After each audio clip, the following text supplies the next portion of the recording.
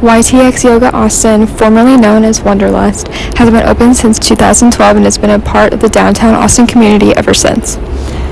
So the initial impact of COVID forced us to shut down. So when we first went to just a virtual platform, our community really rallied around us, maintaining their memberships and joining us online. When we first started, we were having hundreds of people that would visit us in our virtual studio, but we also didn't expect the pandemic to last as long as it did.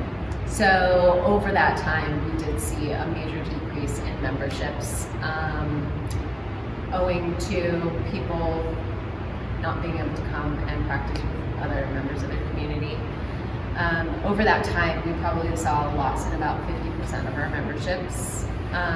Since, I would say mid 2021, we started to see an increase as our numbers declined. We then started to increase in person and moved to about 75% of our students were coming back into studio, and then still maintaining about 25% online.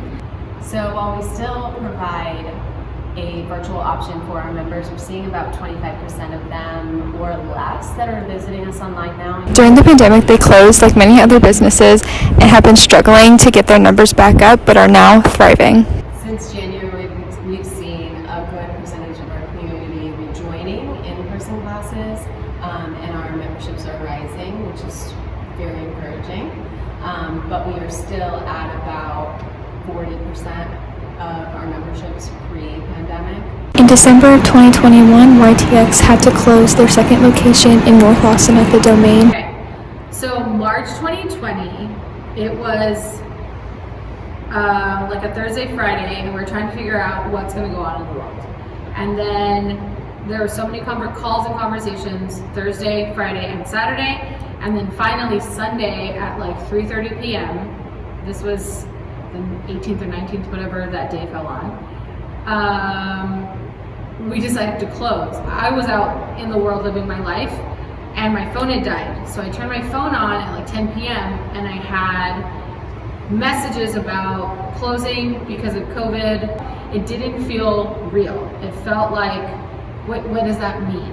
And I could not take studio is closing and digest that into my mind to make sense. So that was the first closure. Then we're working to how do we figure out how to keep people employed and jobs for teachers, for salary staff, for hourly staff once we close. So that was that Monday. It was like figuring out what we're going to do at that point. So I was still kind of working, which is why the part of like studio closing didn't really land for me. Then we figured out how to be online. Someone got a Zoom account, someone got a computer that had a little camera in it. We figured that we would record out of the Domain studio. The lighting and like the studio itself was better. It's just a newer studio. So we worked out of there. Then we reopened to the public, but you just know you need to have a class, people need to be able to pay for the class, and then we can still pay our teacher for that class. So that's like the outline of what you're trying to build in this new norm.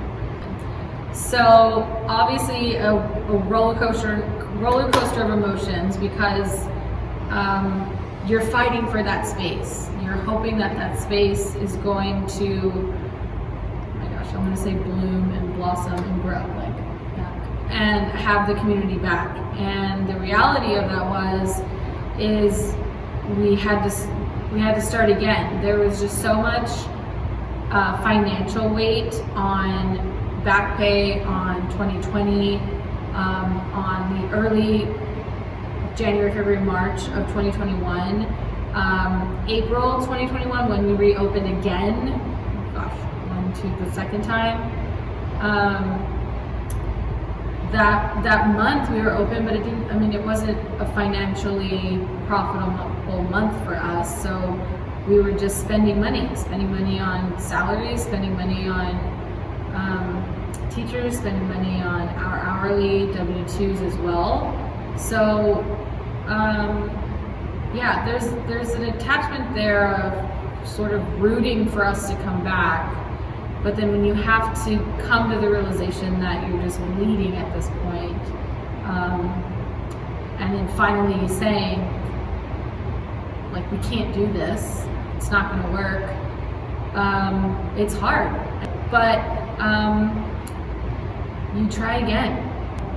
Yeah, closed domain officially, and that closed December 18th of 2021.